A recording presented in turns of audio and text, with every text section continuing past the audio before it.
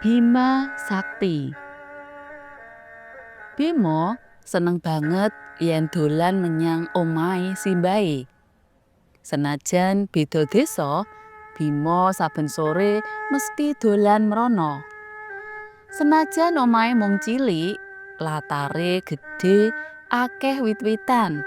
Kayata wit pelem, srikaya, aceh, lan jambu kluthuk. Uga ana wit talok. Bima paling seneng dolanan ing ngisor wit talok kuwi. Kadang dheweke dolanan karo Deni, anake tanggane simbahe. Simbahe Bima pinter banget cerita. Cerita wayang, cerita dagelan, cerita medeni, utawa cerita pas Bima isih cilik. Saben sore Bima lungguh ing cakruk ngisor wit talok. Ngrungokake critane simbahe karo ngenteni adzan maghrib. Sore iki, kaya biasane, Bima menyang omahe simbahe. Nanging pas tekan ngenggon katon suwung. Simbah Putri sing biasane nyaponi latar ora ketok. Bima nyelehake pite, banjur dheweke mlebu omah.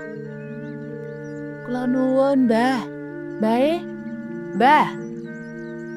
Simbah Putri ngerti-ngerti metu saka kamar. "Ana apa to, Le? Kok bengak-bengok?" "Simbah kakung pundi, Mbah?" pitakone Bima. Simbah Putri katon sedih.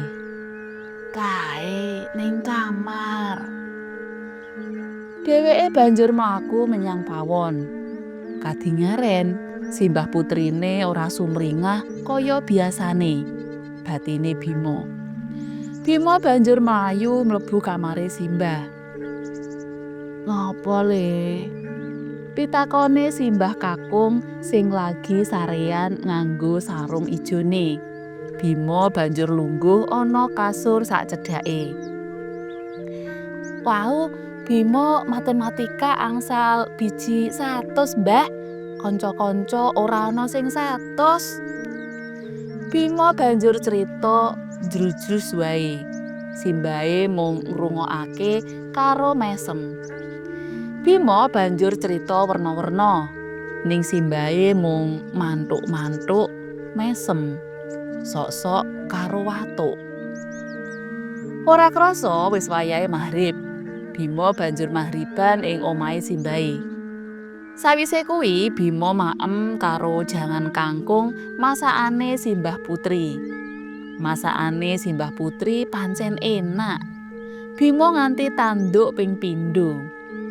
Bubar maem, simbahe ngajak Bima metu, lungguh ing dhuwur lincak. Kadingaren langite katon resik. Lintange uga wis padha njedul. Ning bulane mung katon cilik.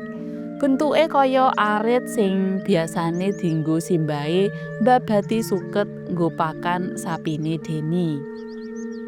"Mbah, Mbah, critani wayang, Mbah," ujare Bima. "Anoman karo Dasamuka, Mbah." Simbahe mung mesem. Dheweke ngelus-elus sirahe Bima. Bima rada bingung. Kadingaren simbahe anteng. "Wonten menapa to, Mbah? Tasih sakit?" Simbahe ora mangsuli, malah watuk-watuk suwi banget. Bima mung meneng ngawasake simbahe. Sawise rampung watuke, simbahe ambegan dawa. Dheweke banjur mesem marang Bima. "Le, kowe ngerti ora kuwi apa?" Simbahe nudingi dhuwur. Ing langit ana pedhut putih dawa mujur saka wetan menyang kulon. "Mega, Mbah," wangsulane Bima. "Dudu, Le. Kuwi jenenge Bima Sakti. Ngerti ora kowe Bima Sakti?" "Mboten, Mbah." "Bima Sakti kuwi jenenge jagat sing digawe Gusti Allah. Jagat sing digawe Gusti Allah kuwi pirang-pirang, ora mung Bima Sakti tok. Bima Sakti katon kaya mega amarga anggotane akeh. Lintange ora mung siji ning mayuta-yuta. Awake dhewe iki ya klebu anggotane Bima Sakti. Oh, lintange kuwi ya klebu Bima Sakti, Mbah. Bima ngingetake lintang karo kang murup paling padhang pas ing dhuwur sirahe. Iya, ngerti ora? Bima Sakti kuwi saka jeneng apa? Kelingan ora? Bima kuwi sapa? Bima mikir. Sing bojone buta kae to, Mbah? Rimbi. Dudu Rimbi. Ning Arimbi le. Bima Sakti kuwi saka jenenge Bima utawa Werkudara. Werkudara kuwi sekti banget. Awake gedhe banget. Mulane sikile bisa nglangkahi donya iki saka wetan mengulon. Bima mantuk-mantuk. Dheweke bali ndelokake langit. Lintange pancen lagi akeh banget. Ana sing murup ijo, abang, kuning, ning paling akeh murupe putih. Bima ndangak maneh. Dilalah lintang kuwi katon gedhe banget. Bima banjur gocekan simbahe. Wedi. Kowe kuwi dijenengi Bima supaya awakmu kuat tur ora weden kaya Bima kuwi. Bisa njaga keluarga saka bahaya. Oh, ngono to, Mbah. Wah, berarti aku kaya Werkudara, Mbah. Lumawan sing jahat-jahat, mengko yen ana sing jahat karo Simbah, tak penthung nganggo rujak polo. Sesuk tak gawe rujak polo, Mbah. Bima banjur ngadeg, etok-etok lagi perang nglawan buta. Simbahe mung ngguyu watuk-watuk. Bali sekolah.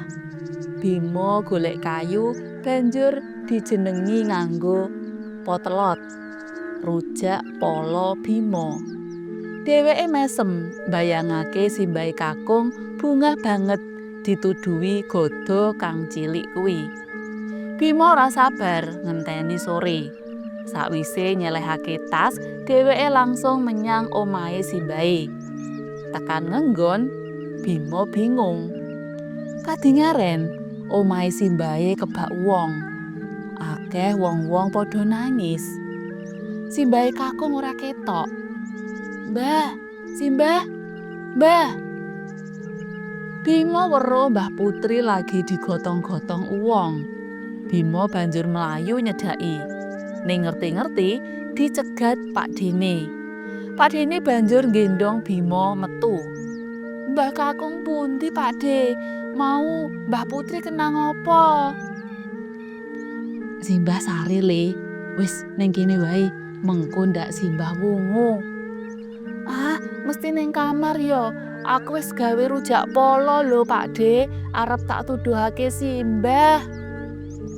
Bima mudhun saka gendongane Pak Dene. Pak Dene mung meneng wae. Arep nyeneni ora tegel. Raine katon sedih banget. Bima sajake durung ngerti yen simbahe kakung wis tilar donya esuk mau amarga watuke sing wis nemen. Bima mlayu menyang kamare simbah kakung. Dheweke wis bungah banget arep nuduhake rujak polo kuwi. Nanging jebul simbahe ora gelem tangi kanggo saklawase. Cuthel.